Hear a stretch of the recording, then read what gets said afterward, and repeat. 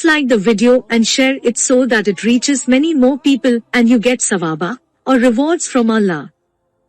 This could be a sawabe jariyah or continuous reward for you long after you are gone. Volume 7, Book 62, Number 79. Narrated by Sa'al bin Sa'd as Sa'idi.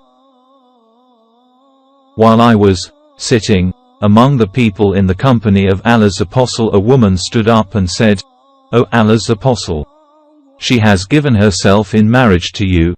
Please give your opinion of her." The Prophet did not give her any reply. She again stood up and said, "O Allah's Apostle, she has given herself in marriage to you, so please give your opinion of her." The Prophet did not give her any reply. She again stood up for the third time and said, "She has given herself in marriage to you, so give your opinion of her." So a man stood up and said, "O Allah's Apostle, marry her to me." The Prophet asked him, "Have you got anything?" He said, "No." The Prophet said, "Go and search for something, even if it were an iron ring." The man went and searched and then returned saying, "I could not find anything, not even an iron ring." Then the Prophet said, "Do you know something of the Quran by heart?" He replied, "I know, by heart, such surah and such surah." The Prophet said, "Go. I have married her to you for what you know of the Quran by heart." Volume 7, Book 62, Number 80. Narrated by Sa'al bin Sa'd. The Prophet said to a man, "Marry, even with a ma equal to an iron ring." Volume 7, Book 62, Number 81. Narrated by Uqba. The Prophet said, "The stipulations most entitled to be abided by are those with which you are given the right to enjoy the women's private parts, i.e. the stipulations of the marriage contract." Volume 7, Book 62, Number 82. Narrated by Abu Hurairah. The Prophet said, "It is not lawful for a woman, at the time of wedding, to ask for the divorce of her sister, i.e. the other wife of her would-be husband, in order to have everything for herself. For she will take only what has been written for her." Volume 7, Book 62, Number 83. Narrated by Anas bin Malik. Abdur-Rahman bin Auf came to Allah's Apostle and he had marks of sufra, yellow perfume. Allah's Apostle asked him about those marks. Abdur-Rahman bin Auf told him that he had married a woman from the Ansar. The Prophet asked, "How much mahr did you pay her?" He said, "I paid gold equal to the weight of a date stone." Allah's Apostle said to him, "Give a wedding banquet, even if with one sheep." Volume 7, Book 62, Number 84. Narrated by Anas. The Prophet offered a wedding banquet on the occasion of his marriage to Zainab, and provided a good meal for the Muslims. Then he went out as was his custom on marrying. He came to the dwelling places of the mothers of the believers, i.e. his wives, invoking good on him, and they were invoking good on him. Then he departed, and came back, and saw two men still sitting there. So he left again. I do not remember whether I informed him or he was informed by somebody else of their departure. Volume 7, Book 62, Number 85. Narrated by Anas. The Prophet saw the traces of sufra, yellow perfume, on Abdur-Rahman bin Auf and said, "What is this?" Abdur-Rahman said, "I have married a woman and have paid gold equal to the weight of a date stone, as her mahr." The Prophet said to him, "May Allah bless you. Offer a wedding banquet even with one sheep." Volume 7, Book 62, number 86. Narrated by Aisha. When the Prophet married me, my mother came to me and made me enter the house where I saw some women from the Ansar who said, "May you prosper and have blessings and have good omen." Volume 7, Book 62, number 87. Narrated by Abu Hurairah. The Prophet said, "A prophet among the prophets went for a military expedition and said to his people, 'A man who has married a lady and wants to consummate his marriage with her and he has not done so yet, should not accompany me.'"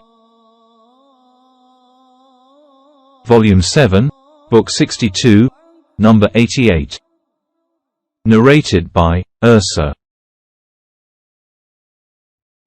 The Prophet wrote the marriage contract with Aisha while she was 6 years old and consummated his marriage with her while she was 9 years old, and she remained with him for 9 years, i.e. till his death. Volume 7, Book 62, number 89. Narrated by Anas. The Prophet stayed for 3 days at a place between Khaybar and Medina, and there he consummated his marriage with Safiya bint Huay.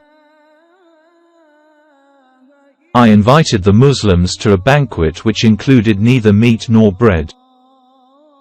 The Prophet ordered for the leather dining sheets to be spread, and then dates, dried yogurt and butter were provided over it, and that was the walima, banquet, of the Prophet. The Muslims asked whether Safiya would be considered as his wife or as a slave girl of what his right hands possessed. Then they said, "If the Prophet screens her from the people, then she is the Prophet's wife, but if he does not screen her, then she is a slave girl." So when the Prophet proceeded, he made a place for her, on the camel, behind him and screened her from people. Volume 7, Book 62, number 90. Narrated by Aisha. When the Prophet married me, my mother came to me and made me enter the house of the Prophet, and nothing surprised me but the coming of Allah's apostle to me in the forenoon. Volume 7, Book 62, number 91. Narrated by Jabir bin Abdullah. Allah's apostle said, "Did you get anmat?" I said, "O Allah's apostle, from where can we have anmat?" The Prophet said, "Soon you will have them anmat." Volume 7, Book 62, number 92. Narrated by Aisha. That she prepared a lady for a man from the Ansar as his bride, and the Prophet said, "O Aisha, haven't you got any amusement during the marriage ceremony, as the Ansar like amusement?" Volume 7, Book 62, number 93. Narrated by Anas bin Malik. Whenever the Prophet passed by my mother Sulaym, he used to enter her and greet her. Anas further said, "Once the Prophet weighed a bridegroom during his marriage with Zainab, Sulaym said to me, 'Let us give a gift to Allah's apostle.' I said to her, 'Do it.' So she prepared haysa, a sweet dish, made from dates, butter and dried yogurt, and she sent it with me to him. I took it to him and he said, 'Put it down,' and ordered me to call some men whom he named, and to invite whomever I would meet. I did what he ordered me to do, and when I returned, I found the house crowded with people, and saw the Prophet keeping his hand over the hasa and saying over it whatever Allah wished him to say. Then he called the men in batches of 10 to eat of it, and he said to them, "Mention the name of Allah, and each man should eat of the dish the nearest to him." When all of them had finished their meals, some of them left and a few remained there talking, over which I felt unhappy. Then the Prophet went out towards the dwelling places of his wives, and I too went out after him and told him that those people had left.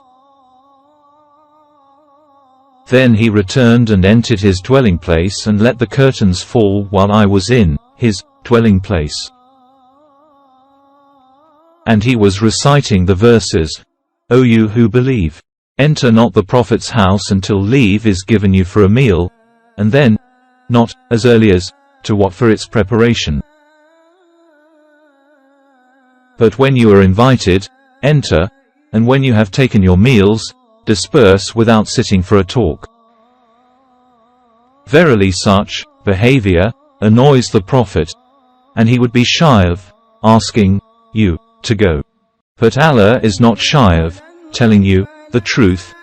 3353 Abu Uthman said, Anas said, I served the Prophet for 10 years.